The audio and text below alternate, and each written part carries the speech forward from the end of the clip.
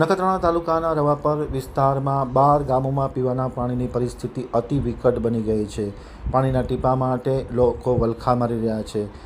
જિલ્લા પંચાયતના સભ્ય નેહા રૂપારેલે તાત્કાલિક અસરથી તંત્રને ખુલ્લી ચેતવણી આપી છે કે તુરંત પાણી પ્રશ્ન હલ નહીં થાય તો આખરે જન આંદોલન કરવાની નોબત આવી પડશે. હવે જોઈએ નખત્રાણા આમતક ન્યૂઝ બ્યુરોનો એક વિસ્તૃત અહેવાલ. નખત્રાણા તાલુકાના રવાપર વિસ્તારમાં વાલકા, ગડાલી, નાગવીરી સહિત 12 ગામોમાં છેલ્લા 4 દિવસથી પીવાના પાણીનો સપ્લાય સંપૂર્ણપણે ઠપ થઈ ગયો છે. 450 લાઇન દ્વારા નર્મદા આધારિત પાણી પુરવઠા યોજનામાં વિક્ષેપ પડતા હજારો ગ્રામ્યજનો અને અબોલ પશુઓ ટીપું ટીપું પાણી માટે તરસી રહ્યા છે. સ્થાનિકનો આક્રોશ છે કે 450 લાઇનની નર્મદા યોજના હોવા છતાં છેલ્લા 6 મહિનાથી તંત્ર દ્વારા કોઈ વૈકલ્પિક વ્યવસ્થા કરવામાં આવી નથી. 450 લાઇનમાં આજે પાણી નથી. નળ સે જળ યોજના પણ અહીં નળ સે હવા બની ગઈ છે એવી ફરિયાદ ગ્રામ્યજનોમાંથી ઉઠવા પામી છે. આમતક ટીવી સાથેની વાતચીતમાં માહિતી આપતા જિલ્લા પંચાયતના સદસ્ય શ્રીમતી નેહા અશ્વિન રૂપારેલે જણાવ્યું હતું કે 24મી સુધીમાં જો આ લાઇનનું કામ પરિપૂર્ણ નહીં થાય તો કલેક્ટરને રજૂઆત કરવામાં આવશે અને ત્યારબાદ પણ આ પ્રશ્નનો હલ નહીં આવે તો જલ આંદોલન છેડવાની પણ તેમણે ચીમકી આપી હતી.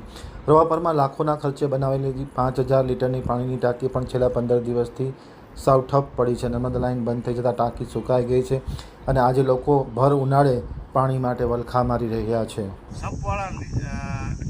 ખીસરા એ કહે છે કે ઉપરથી પાણી જ આવતું નથી, તો એ શું કરે, ઉપરથી જ ના આવતું હોય તો સંપવાળા શું કરે, તો અમારી પરિસ્થિતિ હલકાની આજ 4 દિવસ થયા હજી સુધી પાણી નથી. આ અવાડા માણસો તો હજી ક્યાંક બોર ઉપર કે ક્યાંક પૈસા ખર્ચી કરીને પીવા માટે ભરી લેશે, પણ 800,000થી અમારા ગામમાં પશુઓની સંખ્યા છે.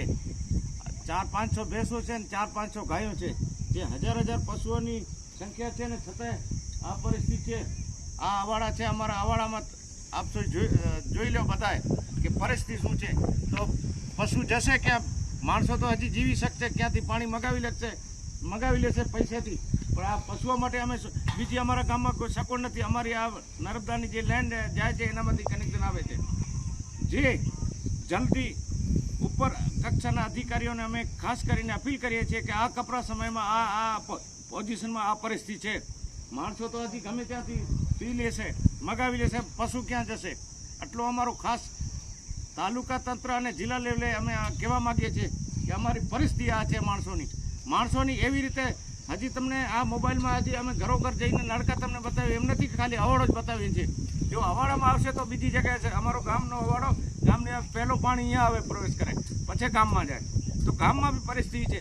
અમે વારંવાર રજૂઆત કરીએ છીએ કે નીચલા અધિકારીઓને કે પાણી ઉપરથી નથી આવે તો અમે શું કરીએ? તો બિચારા અહીંયા શું કરે? તો આપણે અમે ઉપરના જેને કને આ ડિપાર્ટ સોંપેલો છે એને અમે ખાસ અપીલ કરીએ છીએ કે ધ્યાન દો.